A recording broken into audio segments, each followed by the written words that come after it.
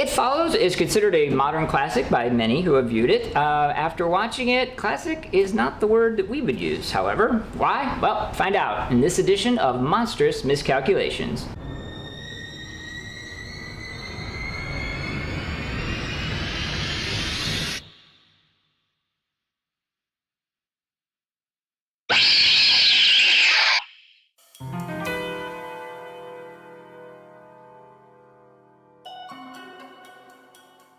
Just to let everyone know, this is a spoiler review. We do discuss the plot, the characters, the whole movie in depth, so if you haven't seen it, go do it now.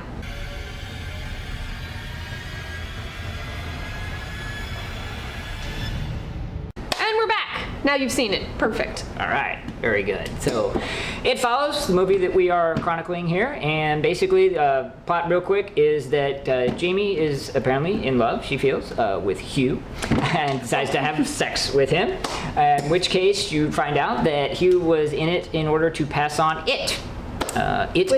Yes. Just pass it on. Pass it on. It. Being a sort of, I don't know, supernatural being that follows you around. And until it kills you. Yeah, and somehow out of that you get It Follows. So basically, all of a sudden in life, this movie kept coming up. All of our friends were talking about it. It was all over the internet. It felt like we just couldn't escape seeing or hearing about this movie over and over and over. Yes. So we were finally like, okay, everyone shut up. We'll watch it. Yes. We actually watched it on a plane. Which was interesting. Yes. But we did, and we're a little confused. I think is a very good word. What? Yes. Why does everyone like this movie? Yeah, is not my question. sure. And it's not that we hated the whole thing from start to finish. You know, there was certainly good elements to it. There's a great scene on the beach, in fact, where Paul kind of gets attacked by the supernatural creature. It's like off the screen, and we really thought, okay, yeah, boom, let's go into high gear. That was the only time I actually thought, maybe not scary is too strong of a word, but I felt more tension. More tension, it was just coming and coming, and it wasn't stopping, and it wasn't doing anything. It wasn't. It was throwing people, and it was destroying that little beach house, and we're like, oh man, this movie's amping up. Yeah, finally it's starting to move. And went nowhere. But we liked that scene. Yes. That's it. That's really it. Pretty much. There were a handful of sort of plot points, I guess you would call them, or elements that really stood out as kind of confusing for us. The biggest one for me personally was actually at the end of the movie. The supernatural it being thing is stopped with the gun.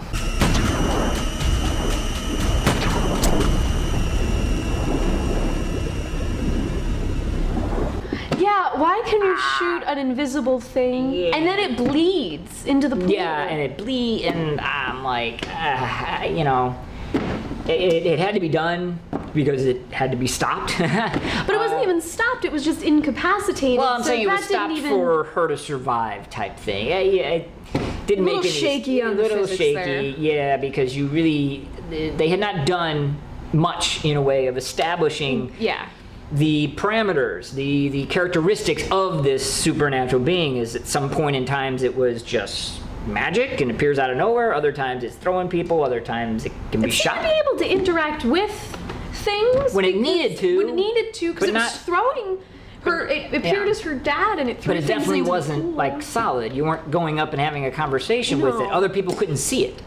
No, and I thought it was personally a little cheesy that when Jay is in the pool and it's her dad. Yeah. So you see these like microwaves invisibly get lifted up and tossed. To everyone else, it looks. Jay, get out of there! So it just looked a little like poltergeisty, cheesy to me. I didn't like it. Sorry. Yeah, and it wasn't a very effective killer either. No. It managed 2 kills the whole movie?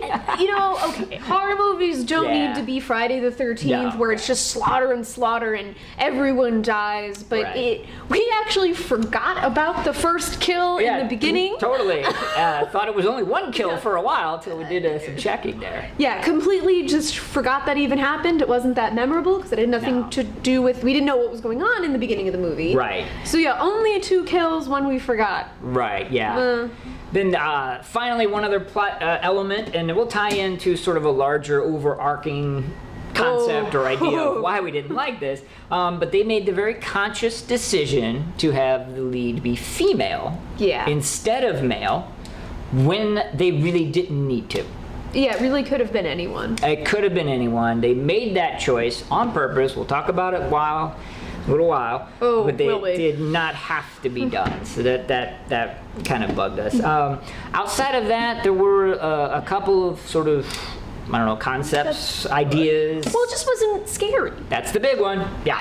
And a lot of people, reviews all over the internet. We've checked multiple sites. We've read a ton of reviews, even just listening to our friends. Talking to friends, yeah. I didn't feel any tension. I did not feel scared. I didn't feel creeped out. I felt absolutely nothing. Right, yeah, just having someone... Well, I felt angry.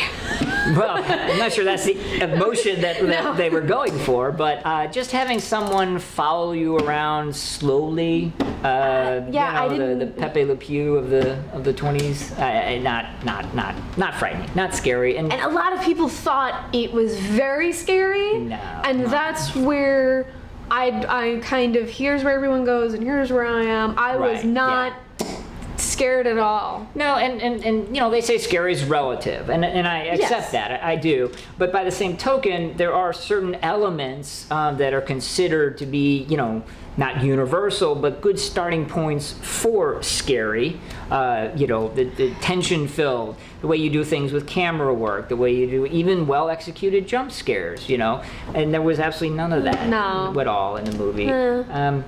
Whatever. The second concept is another that we heard from a ton of people. All over the internet. A ton of reviews. And they said that a lot of this movie is a brilliant allegory for STDs. And those people... I'm not going to say, you know, maybe they have had STDs, I don't know. But at the very least, they've never researched them. Yeah, because when... Little known fact about STDs, but when you have one and you pass it along, you still have it. Right, yeah. That's not how they go away. So right there, it already doesn't make sense. No. And I guess there's you have to have sex with someone and pass this thing along, but then in the movie you get rid of it. Right. And with STDs you don't. Then just everyone has it. Another little known fact in regard to STDs, you don't get one every single time you have sex. Yeah. Which in this movie, every time you have sex, it follows you. Yeah. And so, and then the other person's cured unless someone... No, it's not STDs. And we're not being too literal either. It just is... No, this was in reviews online. People talked about it being about STDs, and... Maybe I'm just dim-witted, but it's not. It's not. It's not. And that brings us to the point where you're going to want to buckle up, and hopefully this will give you complete clarification and understanding of how this did not work for us, okay? Yeah. Do you want to start off with it without screaming, or do you want me to? I'll try. All right. So, as we were watching this movie, and just me personally watching this movie, as I saw the plot start to unfold, I was increasingly more and more uncomfortable with what this movie was saying. Yes. And this word has turned into a buzzword that I do not like to use. However, I feel like there was no other way to describe this movie, but this movie is just full-on slut-shaming. Without question. I don't understand how it is not. I was not okay watching this movie because it was about you have sex and it's dirty and wrong and this thing follows you and tries to kill you. That's what? Yeah. Wholly uncomfortable. Yeah, without question, that is, and people will say to you, yeah, that's the plot. Okay, but don't you understand that that's not okay. Horribly wrong? I mean, that is inconceivably wrong. That is the opposite of what it is supposed to be. We're not supposed to be feeling bad. You're not supposed to think that it's wrong and dirty and kills you. No, and the movie, like we said earlier, has a woman in the lead role, and they made that decision because the other thing that we noticed very quickly is, boy, did they reinforce old, outdated, horrible gender roles. But both genders, they really... I'm not saying it was just women. You're 100% correct. On the man side of things, I'll speak for them. You've got, let's see, oh, I know, 2 males. 2 Let's bad see. gender roles. The guy that sweet talks some girl to have sex with her one time, and then in this case, literally disappears. Lied to her to get laid. And lied to get laid. And then the other type of male is the sort of, meek, shy, timid friend who is madly in love with her and has, at this point in the movie, if you can possibly understand this, because in this movie, when you have sex, something comes after and kills you, this little dude is willing to die to fuck her. No one's that hot. No, dude. No. No. There's plenty of fish in the sea, and wow, that was really, staggering. With Jay, the main female who has sex with Hugh, you can speak to the female stereotype. And it just was this, she's dating this guy. They're kind of going steady. She thinks she's gonna have sex with him. Maybe she shouldn't. She's talking to her friends about it. This is the night. Yeah. And he chloroforms her in the car and literally has sex with her to pass this on because he's been lying to her about getting in her pants, and she goes along with it, and then she's just trapped with this horrible thing following her. And that's the first time she has sex with this guy who's like her boyfriend. How is that a good message to send to anybody? She's in love. Which it hurts. It hurts my brain. Which in of itself is a joke as well, because the other thing that we saw a lot about this movie is it's a great coming of age story, because I guess they're supposed to be teenagers or whatever. Dealing with sexuality, but they does it so badly. Yeah, okay, so like I don't have any ability to relate to their situations at that age in any way, shape, or form. That was not how sex went down in my teenage years in that environment, and you can't even say that it had something to do with different experiences, whatever else. This movie takes place in Detroit. I grew up in the Midwest. It's fundamentally the same. So you can't say, that this is some kind of, conservative backwoods thing or whatever. No, I was a teenage girl too, and apparently, yes. I did not just spawn from hell at this age. Many people might say that, but I was a teenage girl, and I did have to go through all sorts of things doing that, especially in kind of modern days with MySpace and selfies and all this nonsense. Right. And I don't relate to this movie either. I just didn't feel that same dread or horror. I was not scared of sex. Why would you make a movie about you have sex and it's bad? Right, yeah, no, I don't know a single guy that goes, man, I'm gonna come up with some really clever shit to say to a chick so that I can fuck her one time. Yeah, that's a good idea. Oh, I might have had that experience. Okay, you might.